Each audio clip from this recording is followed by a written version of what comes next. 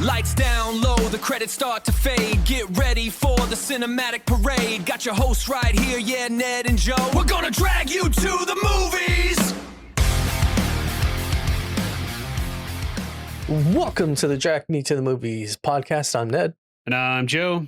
In this episode, we're going to discuss a movie known as Hellraiser from 1987, directed by Clive Barker, and stars Andrew Robinson, Claire Higgins, Ashley Lawrence, Sean Chapman, and Doug Bradley. So, Joe, what did you think of Hellraiser? Well, Ned, Hellraiser was a movie. It sure was. And a reminder, I did say this is one I would not recommend to you specifically. So let's dig into that deeper. Why would you not recommend it for me? Well, number one, you're not big on horror. Fair? Okay. Yeah. Number two, it is a specific type of horror that I feel is kind of over the top on brutality and twistedness. And I don't generally think you would be a fan of that. Okay. Now, there is a little bit of a love story and stuff like that worked into this one. So maybe that would be a redeeming factor for you. But okay. Yeah, aside from that, like there's just a lot in here that I don't feel you would vibe with. Would you recommend this movie to others? If I knew them and knew that they liked horror and specifically horror that's a little bit more violent, yeah.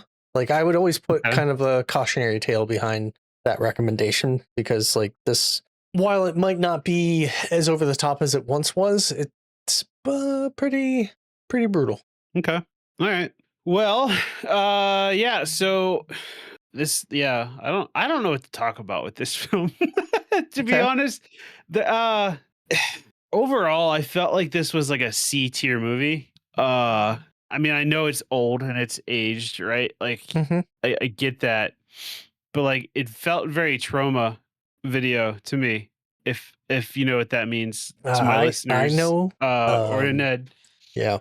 Like a lot of the stuff that happens in this reminds me of the stuff that like they would pull in like Romeo and Juliet and I'm trying to remember Poultrygeist, stuff like that. Like it just did not seem like a high quality movie either from I won't say all the effects, but a lot of the effects and from like the acting and the actors. A lot of it just seems forced, in my opinion. A lot of the shots that take place in it also feel like amateur in how they're framed.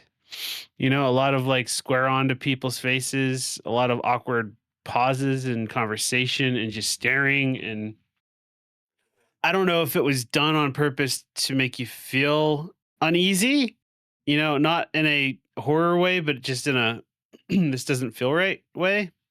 Okay. But it just, yeah, I don't know. It felt bad. It felt bad, man. Now that being said, you know, Uncle Frank being reincarnated little by little was creepy.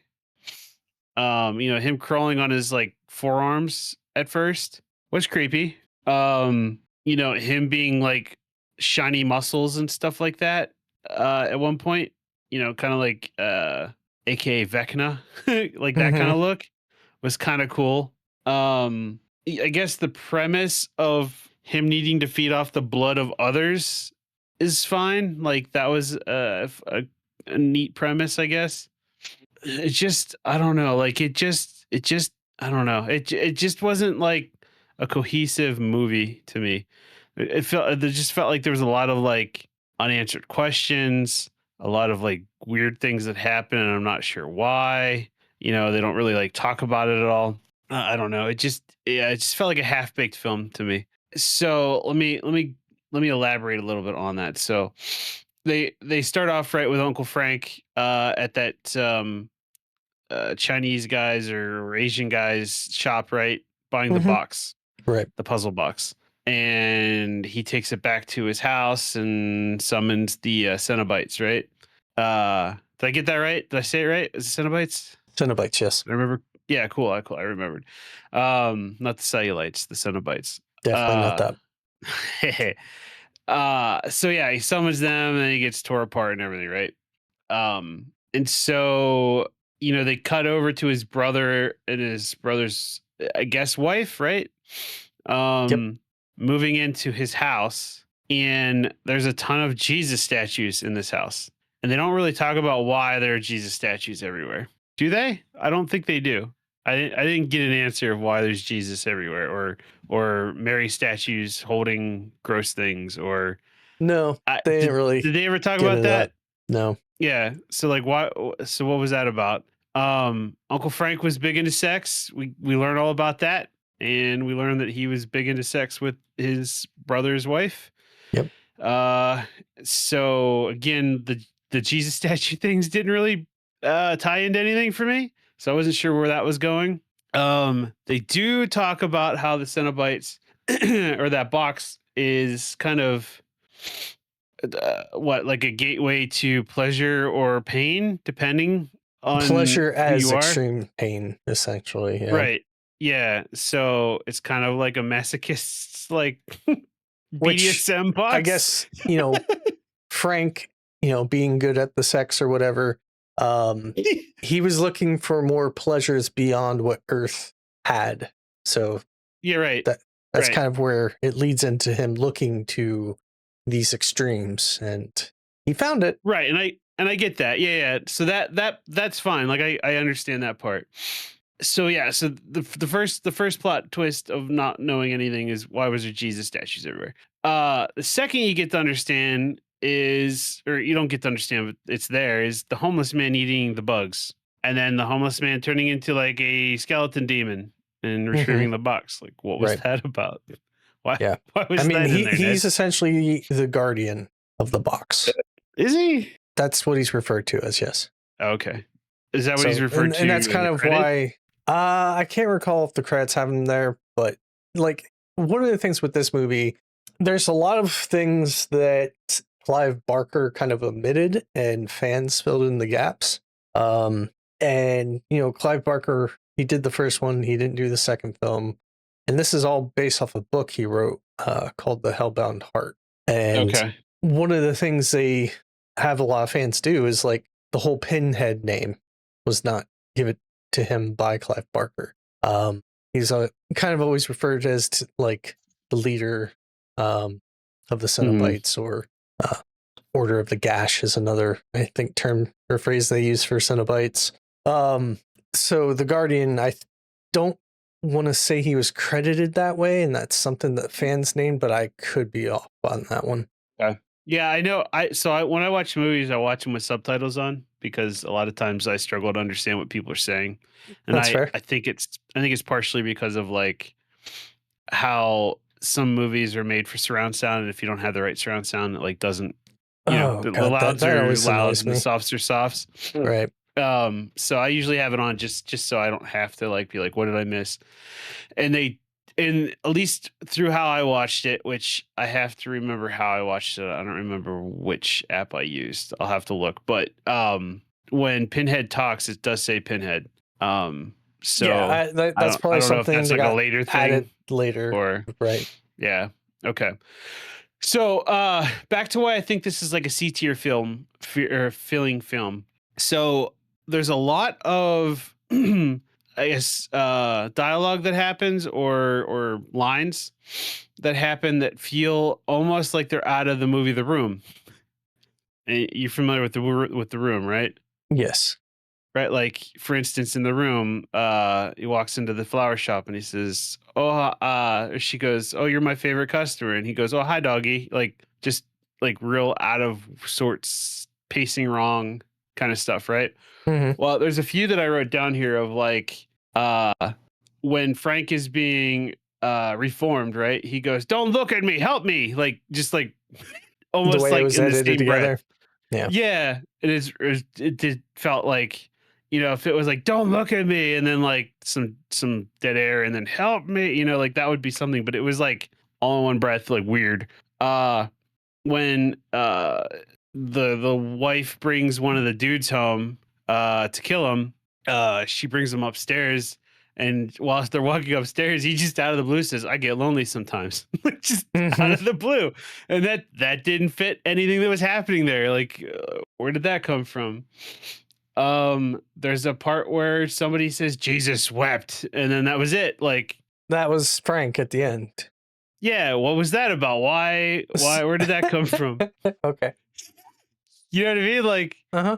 Like I'm guessing that was trying to make a statement of some type, but like it's just I don't know, it's out of left field kind of stuff, you know. Fair. Yeah. Um, so a lot of that doesn't feel good.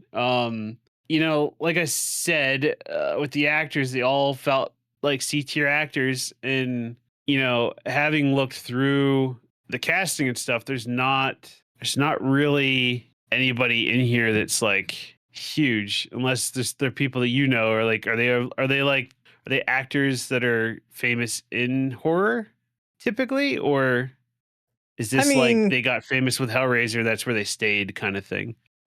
I would say some of them are a little bit more than just Hellraiser, but yeah, generally, I think you can say it's fair that they haven't had the most prestigious careers. But Yeah. they've acted in other things. It's not like they Okay. did Hellraiser and nothing else. Well, yeah, I mean, fair. It just feels to me like that might have been where they came in, and that's where they stayed, you know, kind of thing. Because I really did not feel much from any of these performances where I was like super invested in the well-being of anyone, if that makes sense. Like, you know, the whole story of the wife and how, you know, she's supposed to be this bad mother figure that you know, Kirsty doesn't get along with. Hmm. Like, you don't really feel that at all in this film.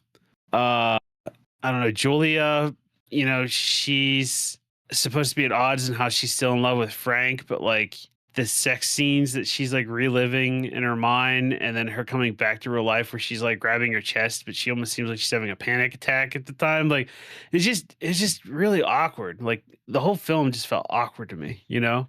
And I don't want to keep going into that too much, because it's just, I feel like I'm beating a dead horse here at this point of just, it didn't translate well for me, you know? Um, as far as this being a horror film, like, sure, I imagine at the time this came out, what, in the 80s? 87. Yeah, 87, right? I'd have been a year old at this point. Maybe. But oh no, I would have been a year old at this point. But I don't this wasn't that like overly gross to me in any way. Like, I don't know, like the skin ripping with the chains and the hooks, Uh-huh. like the skin wasn't realistic looking to me. Like, you know, uh the hooks in the hands didn't really translate well. I think where most of it was cool was in the actual bodysuits that they had Frank, the guy who I guess acted as Frank, in was probably the coolest. You know, like I said, like the Vecna looking, Right. you know, muscles out kind of thing. Yeah, which they But did have a like, different actor who's oh, a did little bit more they? slender because once they started to apply like the different makeup and stuff. Yeah, that makes sense. Okay. Uh so yeah, so like that was cool.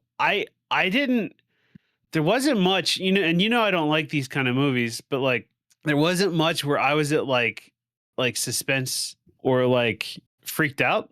You know, like they have the scene where once Frank turns into his brother and Kirsty's in the house, she hides in that room, right? And crawls behind some stuff Hmm. to get away from him. Like, I didn't feel any suspense there. Like, oh, is he gonna find her? Oh, she gonna get away? You know, the only part where I actually jumped in this movie is when she crawled behind the one thing and opened up a closet door and a Jesus fell out. Like, that was the only time I jumped, because that was like a jump scare. Hmm. The rest of this film, I did not feel uncomfortable in a like horror fashion at all. I felt more uncomfortable at the quality of the film. Okay. Um, yeah, so that I yeah, so I understand again that this movie probably has a following and stuff like that, but from somebody who's pretty jumpy at horror films, this didn't really get me at all. So if anything, I would say this was pretty light as far as horror goes. Again, maybe it's just a just because of the time that it came from, but maybe I was desensitized by seeing other things that are body harm, like Hostel and such. That I would Um, say plays a part. yeah, but yeah, this didn't do much to me or for me. So yeah, rather than beating the rest of this horse to death, I think I will open it up to you, Ned. Because I think if you've listened to this or watched this podcast before, you know where I'm going. So, Yeah. Yeah. so why don't you bring up some of the redeeming facts from your side, or how you feel about this film? Sure. So, number one, I think, I mentioned earlier on that this is not one I would recommend, but it's also one I never expected to, like, once we added it to the movies Joe hasn't seen, I never expected it to come off that list. So the fact that it has is definitely, shown Uh, that you're at least open to seeing those things. Now, prior to seeing the movie, I did want to kind of reflect on that a bit. What did you know of the movie? Like, were you aware of what did I know Pinhead? before Like, this? right. So there must have been a Hellraiser that came out in the 90s at some point, Yes, there's, I because think, 5 or 6 other ones. okay, because there was a local like video store that had a cardboard cutout of Pinhead, Okay. and I remember seeing that and being like, "Oh, that's creepy." So I knew that he was a horror guy, but I didn't know anything about it until maybe 2 years ago, maybe a year ago, and I'm trying to remember what it was. It was either like I'm trying to remember the name of the show. It was either Family Guy or Robot Chicken. One of the two Okay. Yeah. had a thing about how the Cenobites were actually helping Kirsty instead of like being bad guys, more of like they got summoned to do good kind of thing. And I don't remember what it was, but I kind of got a little bit more of a gist that of Pinhead being something else other than just like a horror guy. Mm-hmm. But I still didn't have any idea what this film was going to be about beyond that. So I did Mm, understand that the Cenobites were a thing and there were more than just Pinhead. gotcha. And I knew there was some teenage girl that could summon them, and that's it. That's about as far as I got. Okay. Well, it's not really the girl that summons them, but the box, which that's one of the things with the movie that I kind of wish was a little bit more consistent with the lore. And as the franchise continues, and yes, this is a franchise, um, it kind of deviates from some of the things this first film establishes, which has its pros and cons, I think.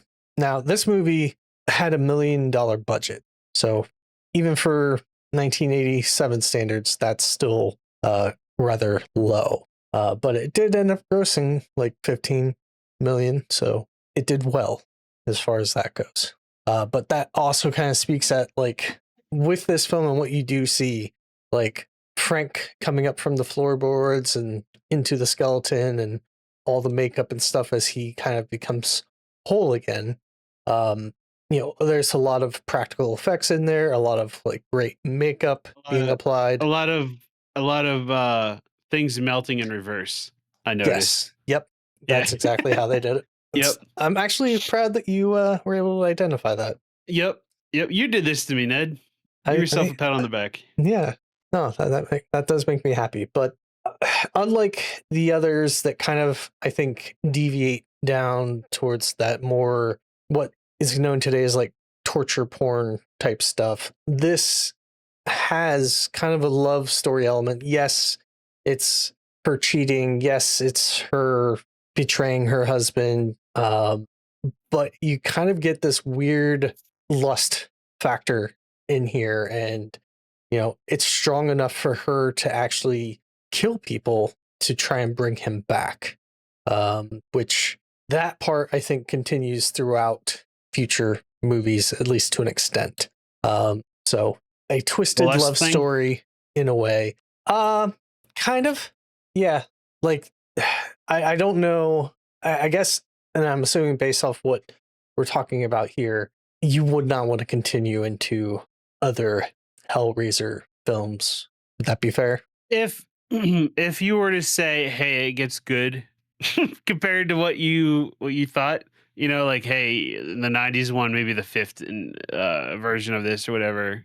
I think you might get more out of it. I might try it again, I but think I don't know that I would based on what I've seen to recently.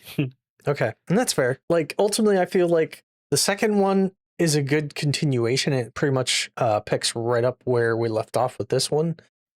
Some things are a little goofy based on that, but I think from there on, it kind of gets more comical in a way, which has its pros and cons in itself. Where Comical those is in like tries to be funny or comical, and then it's real campy. more Like campy aspect, more campy. yeah, Okay. yeah. So there's that. And then another thing with this, like as I was touching upon the, budget, this like especially at the house, honestly, I didn't pay attention to like all the Marys and um crosses and all that stuff myself. That's just Mhm. something I kind of I guess naturally overlook.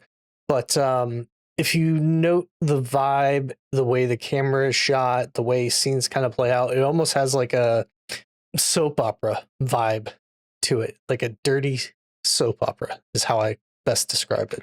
I don't know if you got that Okay. type of thing at all. Yeah, it did. It did. And I think that's where I go back to it feeling like a C tier type movie. Okay, Is that I feel like this could have been a made for TV type thing. fair. But yeah, in general, I think, the biggest takeaways from this, I feel like if you're not in it for the love story and how that stuff plays out and her being willing to kill for him and eventually feels like she picks up a taste for it, which I know you mentioned like the acting isn't superb, and I would agree to an extent, but there is some stuff in here that I feel like the standout performances for me, obviously Doug Bradley as Pinhead. I feel like his voice and stuff has a gravitas to it that really lands, especially like with a lot of the famous quotes in here. You know, we'll tear your soul apart, or we have such sights to show you. No tears, please. A waste of good suffering. Um, So let me ask you then, right? mhm. You said the guy who played Hellraiser really redeemed this for you, right? I just looked up. He's only in the film for 8 minutes. Yes, less than 10. Yep. And you feel like that was enough to make this like a good film or a redeeming film or like I mean, not just like I wouldn't give that all the credit, but I feel like there's things that performance did for me. okay. Like I get like how or Pinhead is a cool character, 100%. Like I want to know more about him, but I don't know that it was enough for me to be like, "Oh man, Hellraiser is so cool." You know what I mean? Right? No, Like no, that's fair. yeah. Okay. But and you do learn a little bit more about him personally in the second film. Um, but yeah, I think between him and then I also feel um, Claire Higgins as Julia, like, yes, there's definitely some odd scenes with her and her acting, but I feel like she's trying to capture such a range of emotions and bouncing back and forth between things. And I think some of the ways the film was edited doesn't really help that. But in general, I thought she Yeah. did okay. And then ultimately, between Pinhead, like I guess the original poster cover art for this movie was going to be Frank missing skin. They didn't Mm, get approval for that, so Pinhead ended up on the poster, and that kind of created essentially this mascot for the movie who's only in it for 8 minutes, like you said. right. So ultimately, him being a part of the marketing in the way he was, he became kind of the figure that represents Hellraiser. Now, I also thought the puzzle box idea was interesting. Like they were going for kind of like a corrupted music box and the whole lament configuration. I Mhm. do wish they were a little more consistent with the box, its usage, the different configurations that are possible. And kind of play into those stories that could come from that. Like maybe there is actually like a good configuration where Frank would have gotten what he was looking for and not, the torture that he received. But unfortunately, that never played out as expected. And the other aspects of this, I feel, they have, I don't even know how I want to say this. it has a lot of things in here that they kind of force that don't always make sense. Like the whole part where Larry and Julia are about to make out and Frank's in the closet and he comes out with that rat, cuts it. Like, Right. obviously he was looking to kill his brother at that point in time, but why the rat? And then like all the different inconsistencies for the blood and how it spreads was also odd to me. Like there's points where people are touching each other and they have blood all over, but yet the person comes out with a clean shirt moments later. Inconsistencies like that really kind of annoy me, but I do agree there are definitely a lot of things in here, some dialogue and stuff. I don't know if I would chalk that up to editing or what, but in general, it didn't pull me out of the movie that much, and I did appreciate, some of the practical effects here. The makeup design I really liked. The design of the other Cenobites and even Pinhead himself. They were kind of going for a Catholicism, punk rock, S&M vibe with them, and I feel like they did a very good job of pulling that off. And like each of the Pinhead, the other Cenobites did have names. The female, she was kind of known as the female, and then another name for her was Deep Throat. Chatterer was the one with the clacky With teeth, the teeth. and then Butterball was the other guy. Butterball. Yeah. And then, as I said, this became a franchise. There's a new game that's going to be coming out called Hellraiser Rival. Okay. I kind of want to get it. Like, it seems like you are playing a character in this world trying to survive. And I don't know. Just based on some early trailers, I'm like, this is creepy and kind of a vibe. And that ultimately is what I feel this movie represents to me.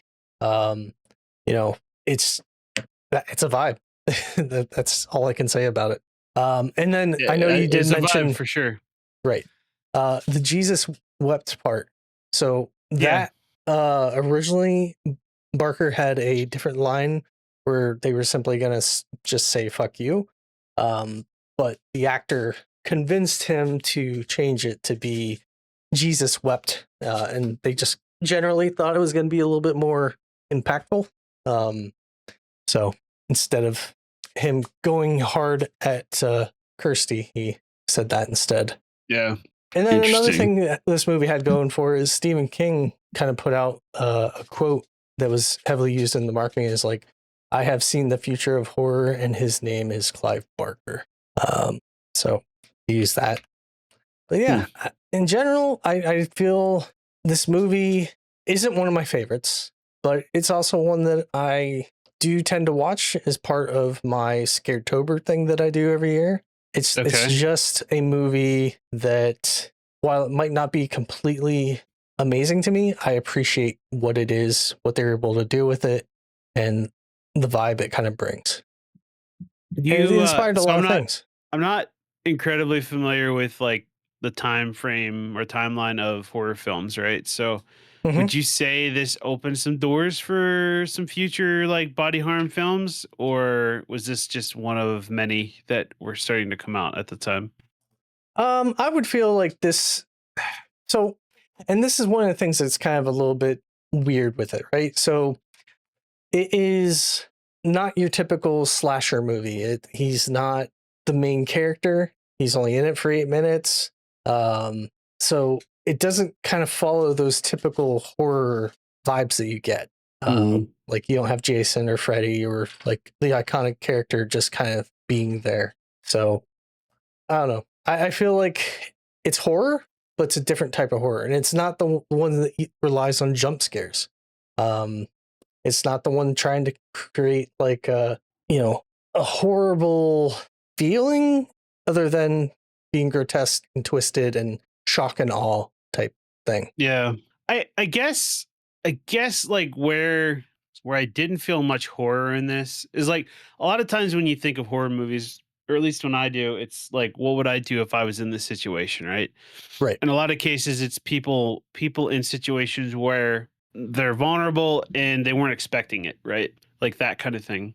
But in this case, it to me, like the threat is something you have to summon. It's not that it just comes for you kind of thing, you know? It'd Right. be different, I think, to me if maybe the Cenobites were kind of like more of like angels of hell, or something like that, where they're coming to punish the wicked or whatever, Hmm. and that was more of it. But this is like, yeah, you have a puzzle box that summons them, and that's really like the time that they're a problem, Yeah, and um I guess that kind of reminds me like this is a little different where it doesn't necessarily have like a clear protagonist that you're following and cheering for. Like part of you right. might be cheering for Julia initially, and then as Kirsty comes in, she starts to kind of take over, which her role in this isn't grand. She has a much better part in the second film. The father is also kind of like he's just there as a plot point. Hmm. And then I would say Frank is more of the antagonist than the Cenobites. So it's just an interesting way of telling the story that I think works for what I expected, and I can understand how you're feeling the way you're feeling about it. Enough. Well, anything else to add? Otherwise, I think we're at the rating time. Yeah, I'm just getting through my notes real quick. Yeah, I mean, I would say this movie did inspire a few other things. Like I've mentioned to you, Event Horizon being very much like Hellraiser, but in space. Hmm. Movies like Dark City, Wishmaster, those types of things. Which I honestly feel you would probably enjoy Event Horizon a little bit more than this one. Okay. I'm not sure how you would feel about Dark City. And then Wishmaster, that was just kind of a quirky but fun one in a way. So, but yeah, I think that's enough with the Hellraiser. Let's get to scores. You want to go first? Or you want me to go first? You can go first. That's typically what we do, right? Sure. So I gave this one a 2 out of 5, Ned. 2 out of 5. Would not watch again. Yeah, would not watch again. Wouldn't recommend either, to be Good. honest. Good. That fits with what I expected for you. Okay. So yeah. How about you? So for me, I give this one a 3.5 out of 5. Okay. While it's not anything great for me, it has its place amongst the horror movies, and I appreciate it for what it is and what it's inspired. So that's why I settled there. Yeah, that's fair. That's fair. This, Ned, in hindsight, this is one where I would actually like to see a modern remake.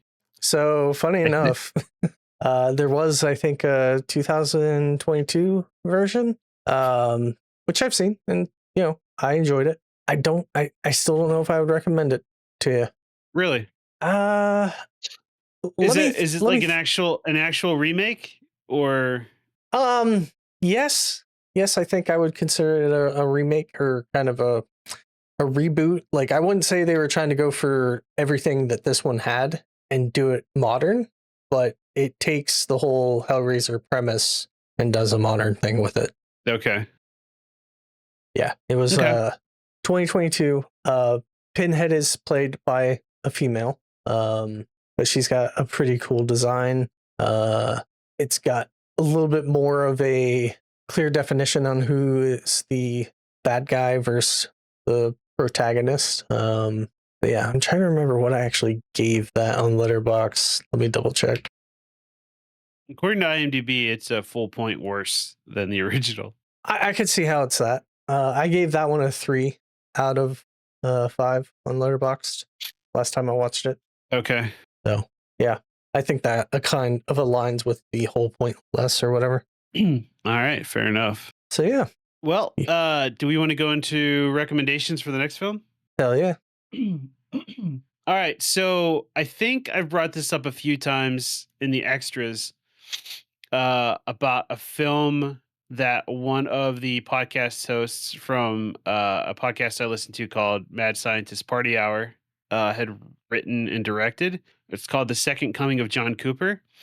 It finally got a digital release on, at least from what I could find, is Amazon Prime. But my understanding is it's supposed to be on almost all digital platforms. Maybe it's taking its time to roll out. It very well might.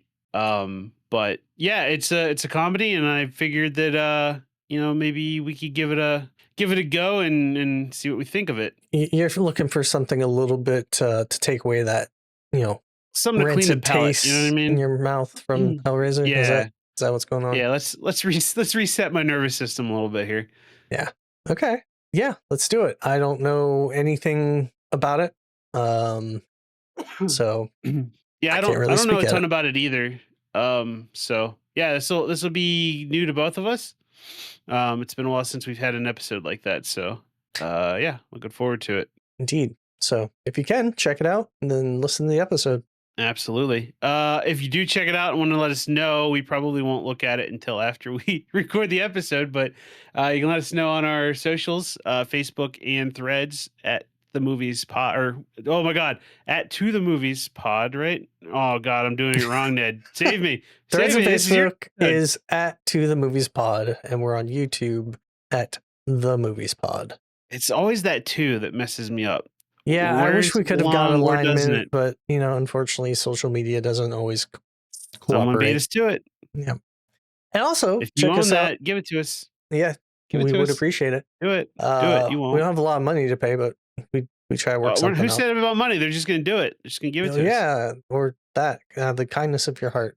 Absolutely. Also, we have a website that we have started called filmjokers.com. So that's where me, Joe, and the Warlock of Wi-Fi write some articles about things, about movies, movie reviews, opinion pieces, whatever we really want to talk about.